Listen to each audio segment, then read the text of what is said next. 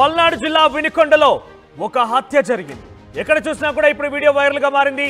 ఇప్పటికే రషీద్ యువకుడు మృతి చెందడం జరిగింది. విచక్షణ రహితంగా అందరూ చూస్తుండగానే జిలానీ అనే ఒక వ్యక్తి రషీద్ అనే యువకుడిపై విచక్షణ రహితంగా కత్తితో దాడి చేసి చంపేశాడు. అయితే ఇక్కడ రషీద్ అనే వ్యక్తి వైసీపీ పార్టీకి సంబంధించినటువంటి యువజన విభాగంలో ఆయన కార్యకర్తగా చెప్తున్నారు. ఇక జిలానీ టీడీపీ కార్యకర్తగా చెప్తున్నారు.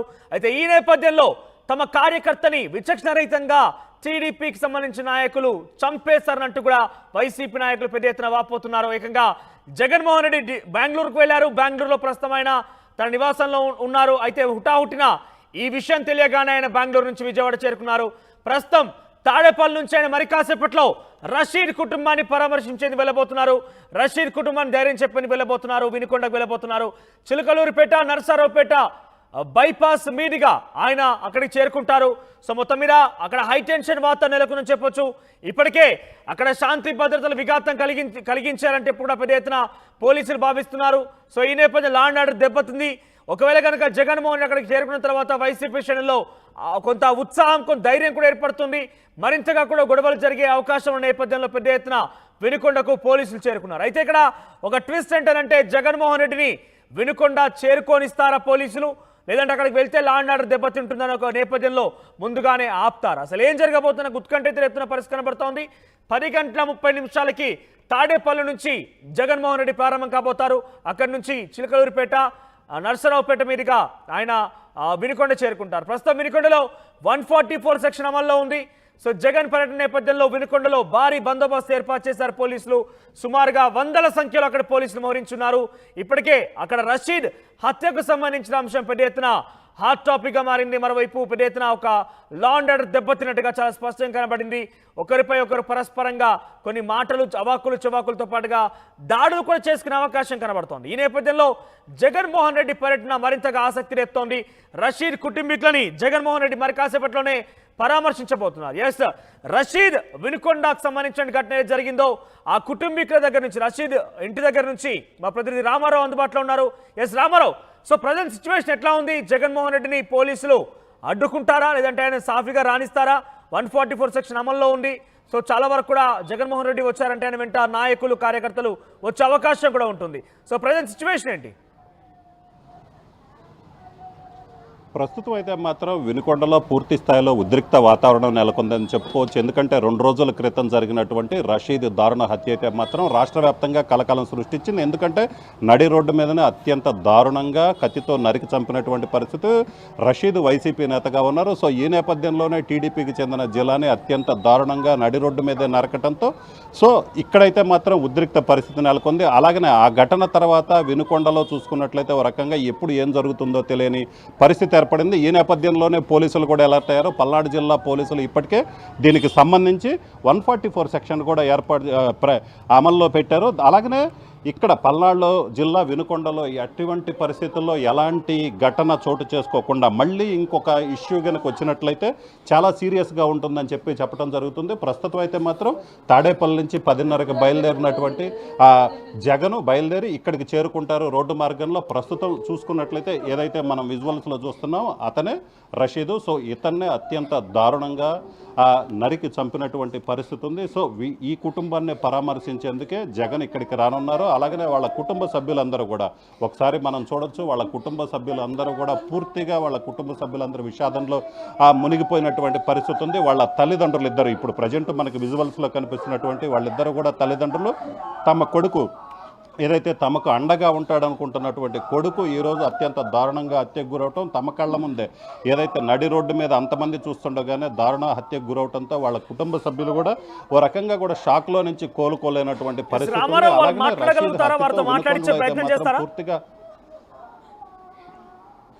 ఖచ్చితంగా. ఎందుకంటే వాళ్ళు ఇప్పటికే పూర్తి స్థాయిలో విషాదంలో మునిగిపోయినటువంటి పరిస్థితి ఉంది. వాళ్ళైతే మాత్రం కన్నీరు మున్నీరు అవుతున్నారు. ఎందుకంటే తమ కొడుకుని అత్యంత దారుణంగా చంపారు. అలాగనే ఆ వీడియోస్ చూసిన తర్వాత వాళ్ళ మనసులో అయితే మాత్రం పూర్తిగా తట్టుకోలేకపోతున్నారు. ఎందుకంటే తమ కొడుకుని అంత పాశవికంగా అత్యంత దారుణంగా ఎలాగ హత్య చేశారో కూడా తెలియట్లేదు. అసలు మనిషి అన్నవాడు ఎవరు కూడా ఇలాంటి పరిస్థితి, ఇలాంటి దారుణానికి ఒడిగట్టడానికి కూడా వాళ్ళు చెప్తున్నటువంటి పరిస్థితి ఉంది. అయితే ప్రస్తుతం వాళ్ళైతే మాత్రం శోకంలో మునిగిపోయారు. వాళ్ళతో మాట్లాడే ప్రయత్నం చేద్దాం. చెప్పమ్మా, మీ అబ్బాయిని ఇలాగ అత్యంత దారుణంగా చంపారు, ఏంటమ్మా అసలు ఎందుకు ఇంత పరిస్థితి వచ్చింది? మా అబ్బాయి వైసీపీలో తిరుగుతాడయ్యా, కచ్చబెట్టుకొని ఈయనైతే అత మార్చితే అందరినీ చేయొచ్చని చేశారయ్యా. ఆయన టీడీపీ గుండాయ్యా, ఎప్పుడు షమీం దగ్గరే ఉండేవాడయ్యా. ఆయన ఆంజనేయులను షమీం కలిసి చేయించారయ్యా. కొత్తగా మల్లికార్జునరావు కూడా చేరాడు. నా బిడ్డకి అప్పుడే 10 నిమిషాలే నాతో మాట్లాడి వెళ్ళాడు. మాకు న్యాయం చేయాలయ్యా. వాడిని దాచిపెట్టారు, వాడిని మా దగ్గరికి పంపమను, మా దగ్గర ఉరి తీయాలి. నా బిడ్డ అల్లాడాడంటయ్యా, మీరందరూ చూసే ఉంటాడు. నేను బతకనాన్ని దండం పెట్టినా వదలలేదంట. అంతమంది చూస్తుండగా ఒక్కళ్ళు కూడా అడ్డం పోలేదు నా బిడ్డకి. అదే నా కొడుకు అయితే అలా చూస్తూ ఊరుకోడయ్యా. ఒకళ్ళ జోలికి వెళ్ళేవాడు కాదు, లేకపోతే పార్టీలో పోతాడు కానీ అభిమానంతో జగన్తో హైదరాబాద్లో ఉద్యోగం చేస్తున్నాడు. పోయినసారి ఆ జగం కోసం ఉద్యోగం వదిలిపెట్టి వచ్చాడయ్యా. వచ్చి ఇంత దారుణంగా పోయాడయ్యా.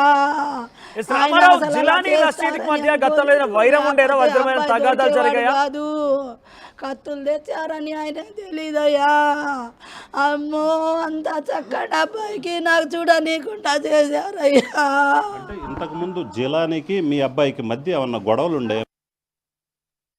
తెలీదు అసలు. ఆయనకు సంబంధమే లేదు. అసలు పార్టీల్లో ఆయన పోయింది కూడా లేదు. వాళ్ళు డబ్బులు ఇచ్చి ఈయనకి నమ్మించి ఒక్కడిని చేశారు.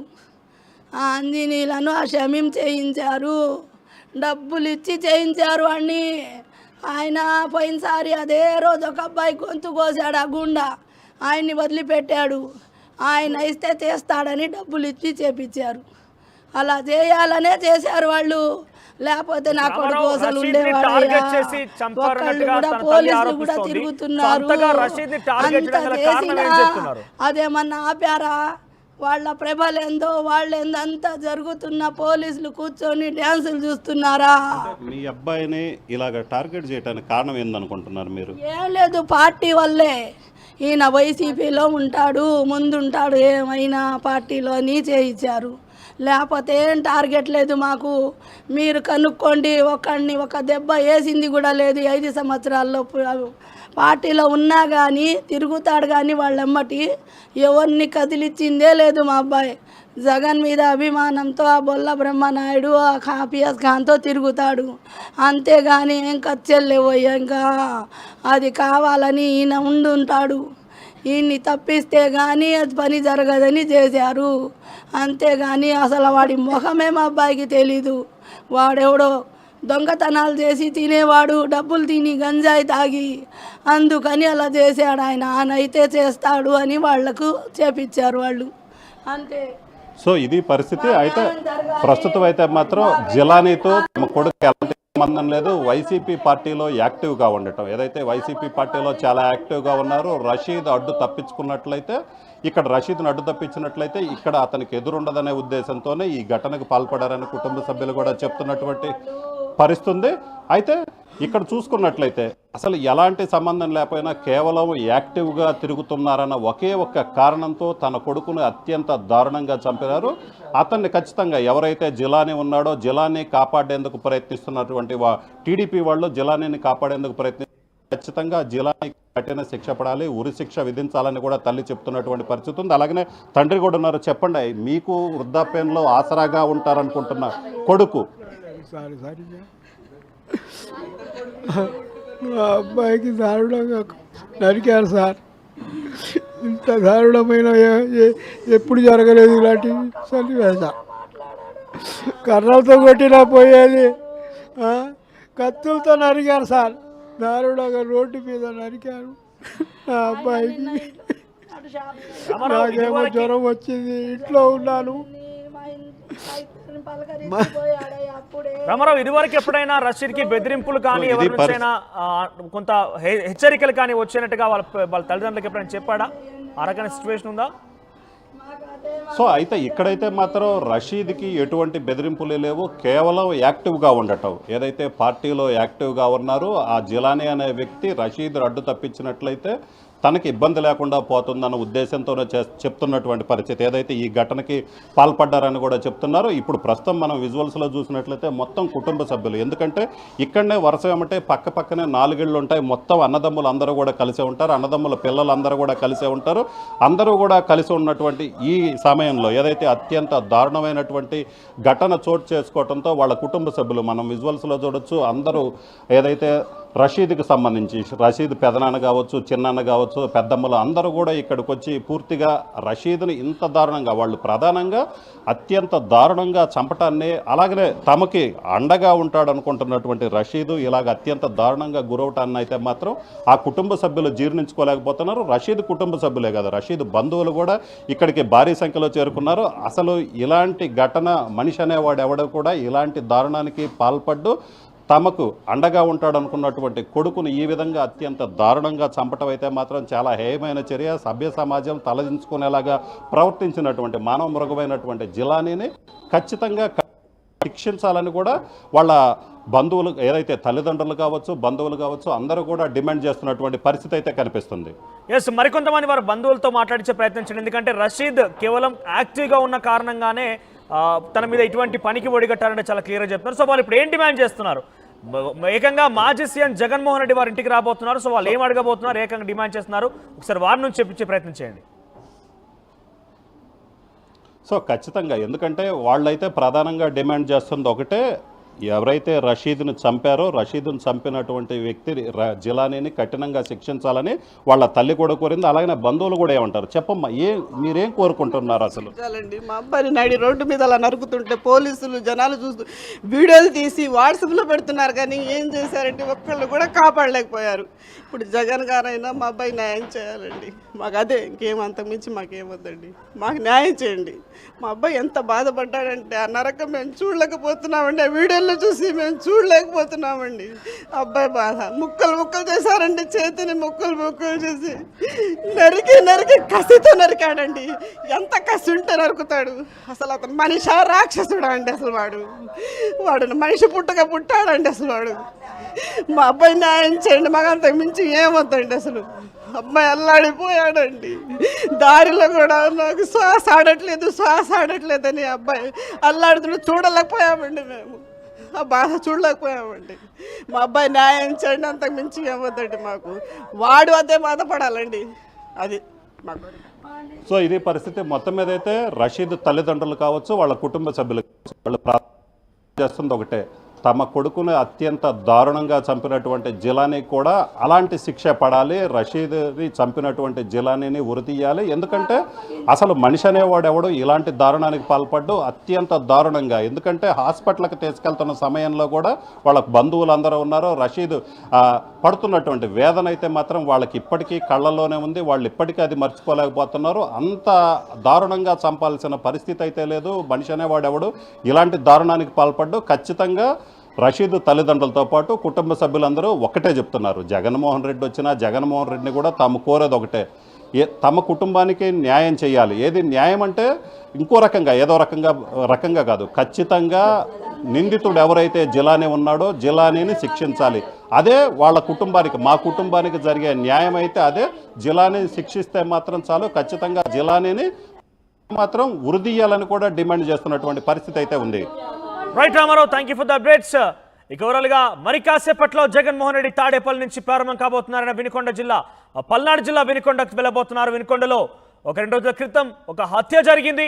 రషీద్ అనే యువకుడిపై జిలానీ అనే ఒక వ్యక్తి దారుణంగా అందరూ చూస్తుండగానే కత్తితో దాడి చేసి హత్య చేశాడు. అయితే రషీద్ వైసీపీకి సంబంధించిన కార్యకర్తగా తెలుస్తోంది, జిలానీ టీడీపీ కార్యకర్తగా చెప్తున్నారు. అయితే ఈ నేపథ్యంలోనే తమ కుమారుడిని టార్గెట్ చేసి కావాలనే కొంతమంది జిలానీని రెచ్చగొట్టి ఆయనని రషీద్ని చంపమనడానికి పంపించారు. అందరూ చూస్తుండగా రషీద్ని చంపేశారు. కానీ ఏ ఒక్కరు కూడా తన కుమారుని కాపాడలేకపోయారు, ఏ ఒక్కరు కూడా అడ్డుకోలేకపోయారంటూ కూడా రషీద్ తల్లి చాలా పెద్ద ఎత్తున రోధిస్తున్నటువంటి దృశ్యాలు చూస్తున్నాం. ఎక్స్క్లూజివ్గా ఆర్టీవీతో వారు మాట్లాడడం జరిగింది. జగన్మోహన్ రెడ్డి వచ్చినా కూడా వారు ఒకే డిమాండ్ చేస్తాం, తమకు న్యాయం చేయాలి, వెంటనే జిల్లాలని శిక్షించాలంటూ కూడా డిమాండ్ చేస్తామంటూ చెప్తున్నారు. పెద్ద ఎత్తున ఆ కుటుంబం మొత్తం కూడా రోధిస్తోంది, కన్నీరు మున్నెలవుతున్న దృశ్యాలు మనం చూస్తున్నాం. ఎందుకంటే చేతికి అందొచ్చిన కొడుకు తమకు అండగా ఉంటాడు. మీరు చూస్తే కనుక ఆర్టిస్ట్ స్క్రీన్ పైన చూస్తున్నారు, బహుశా వారి తల్లిదండ్రులు కూడా వృద్ధాప్యానికి దగ్గరగా ఉన్నారు. సో ఈ నేపథ్యంలో చేతికి అందొచ్చిన కొడుకు ఒక్కసారిగా తమకు లేడు. ఏకంగా ఆ వీడియో కూడా చూస్తే కనుక మనం చాలా క్రిటికల్ సిచ్యువేషన్లో ఎట్లా ఉందంటే వీడియో చూస్తే కూడా ఒక అంత దారుణంగా టార్గెట్ చేసి చాలా పక్కడ్బందీగా ఒక సినిమా తరహాలో కనిపిస్తున్న దృశ్యాలు మనం చూసాం ఆ వీడియోలో. పాపం రషీద్ కూడా వేడుకున్నాడు, తమని వదిలిపెట్టండి, నన్ను వదిలిపెట్టండి, నాకు శ్వాస రావాలని కూడా వేడుకున్నాడు అంటూ కూడా ఆ బంధువులు చెప్తున్నారు. ఇంత పైశాచికంగా జిలాని వ్యవహరించాడు, తమ కుమారుని ఎవరు కూడా కాపాడలేకపోయారంటూ రషీద్ కుటుంబం కన్నీరు మున్నరవుతోంది. ఇక మరి కాసేపట్లోనే జగన్మోహన్ రెడ్డి ప్రారంభమవుతారు. ఉదయం 10:30 ఆయన తాడేపల్లి నుంచి ప్రారంభమవుతారు. తాడేపల్లి నుంచి చిలుకలూరిపేట, నరసరావుపేట మీదుగా ఆయన వినుకొండ చేరుకుంటారు. వినుకొండలో రషీద్ కుటుంబం, ఇందాక మనతో పాటుగా ఆర్టీవీతో మాట్లాడినటువంటి ఆ కుటుంబాన్ని కలవబోతున్నారు. ఆ కుటుంబానికి ఆయన పరామర్శించబోతున్నారు, కుటుంబాన్ని ధైర్యం చెప్పబోతున్నారు. తన తల్లి తండ్రులు ఇద్దరికి కూడా ఆయన ధైర్యం చెప్పబోతున్నారు జగన్మోహన్ రెడ్డి. మరి అక్కడ మొత్తం మీద చూస్తేనైతే 144 సెక్షన్ అమల్లో ఉంది. సో మరి ఇటువంటి ఉద్రిక్తత పరిస్థితుల నడుమ జగన్మోహన్ రెడ్డి ఆ కుటుంబాన్ని ఏ రకంగా కలబోతున్నారు, వారికి ఎటువంటి ధైర్యం చెప్పబోతున్నారు, ఏ రకంగా డిమాండ్ చేయబోతున్నారు, ఆయన ఆ కుటుంబంతో కలిసిన తర్వాత కూడా మీడియాతో మాట్లాడే అవకాశం కూడా కనబడుతోంది. సో మరి ఎటువంటి మాటలు మాట్లాడతారు.